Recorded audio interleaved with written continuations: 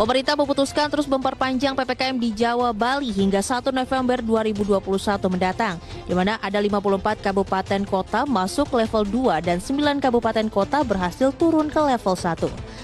Menteri Koordinator Bidang Kemaritiman dan Investasi sekaligus Koordinator PPKM Jawa Bali Luhut Binsar Panjaitan dalam konferensi pers daring mengatakan keputusan perpanjangan level PPKM di Jawa Bali dilakukan setiap 2 minggu, meski evaluasi mingguan tetap dilakukan.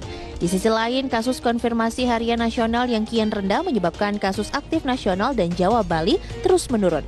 Saat ini hanya tersisa 18.000 kasus secara nasional. Capaian tersebut turun secara drastis bila dibandingkan puncak gelombang kedua COVID-19 yang mencapai 570.000 kasus aktif pada 15 Juli 2021.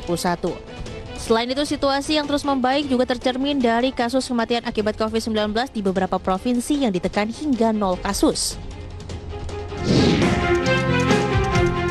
Sementara itu, Menteri Koordinator Bidang Perekonomian Erlangga Hartarto menyampaikan Presiden Joko Widodo ingin agar pelaksanaan penyuntikan booster vaksin COVID-19 dilakukan mulai awal 2022. Vaksin booster ini diminta untuk diberikan kepada peserta penerima bantuan iuran atau PBI maupun peserta non-PBI BPJS Kesehatan. Presiden juga meminta agar mekanisme penyuntikan booster vaksin dapat segera dipersiapkan. Diberitakan sebelumnya, pemerintah diminta oleh sejumlah pihak untuk memberikan vaksin COVID-19 tambahan atau booster bagi masyarakat luas, seiring dengan mulai turunnya efikasi vaksin tersebut. Di sisi lain, jumlah masyarakat yang divaksin setiap harinya terus bertambah, bahkan sudah mencapai level 2 juta dosis suntikan per harinya. Menteri Kesehatan Budi Gunadi Sadikin menjelaskan di akhir tahun nanti diperkirakan jumlah masyarakat yang telah divaksin pertama mencapai 80,5% dan yang divaksin lengkap mencapai 59% dari total populasi di atas 12 tahun. Berbagai sumber, IDX Channel.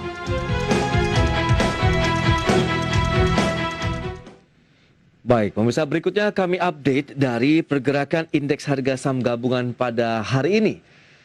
Ya, seperti kita ketahui, indeks harga saham gabungan hari ini mengalami pelemahan, pemirsa, sekitar 0,04% di level 6.655,99. Ya, indeks sempat menyentuh level tertingginya di level 6.677, kemudian terendahnya di 6.613. Adapun nilai transaksi perdagangan tercatat sekitar 13,5 triliun rupiah. Saham yang mengalami penguatan sebanyak 247 saham, kemudian yang mengalami tekanan sekitar 262 saham, dan yang tidak bergerak atau stagnan 149 saham. Ya, indeks masih berada di zona hijau untuk pergerakan dalam satu pekan hingga year to date untuk pergerakan IHSG. Dengan asing, per hari ini pun masih melakukan net buy ataupun aksi beli di pasar reguler yang mencapai 654,95 miliar rupiah. Baik, selanjutnya kami update kepada Anda untuk pergerakan beberapa indeks yang ada di dalamnya. Ya, kita lihat MNC 36 hari ini mengalami tekanan 0,11% di level 330,855. Kemudian Jakarta Islamic Index melemah sekitar 0,41% di level 583,835, kemudian LQ45 juga turun 0,13% di level 975,155.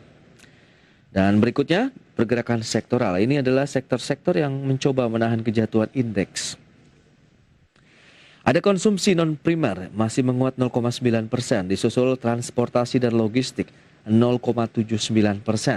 Adapun sektor yang menekan IHSG adalah sektor teknologi minus 1,57%, energi minus 0,59%.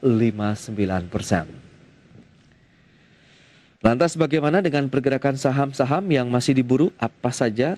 Ya, lagi-lagi dari perbankan kali ini Bank BNI yang berada di posisi 7.225 maksud kami. Kemudian ada Arto, Antam, dan Pegas. Dan selanjutnya saham-saham top loser apa saja? Ya, Bank BCA masih terkena aksi profit taking, disusul oleh Bank BRI, Buka, kemudian Telkom.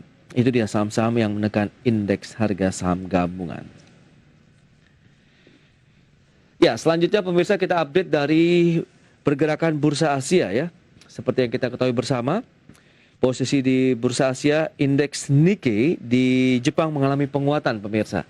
Sekitar 0,65% di level 29.215,52, kemudian Straits Times naik 0,66% di level 3.194,66, Kospi juga naik 0,74% di level 3.029,04, kemudian Hang Seng Hong Kong mengalami penguatan 1,36% di level 25.755,61.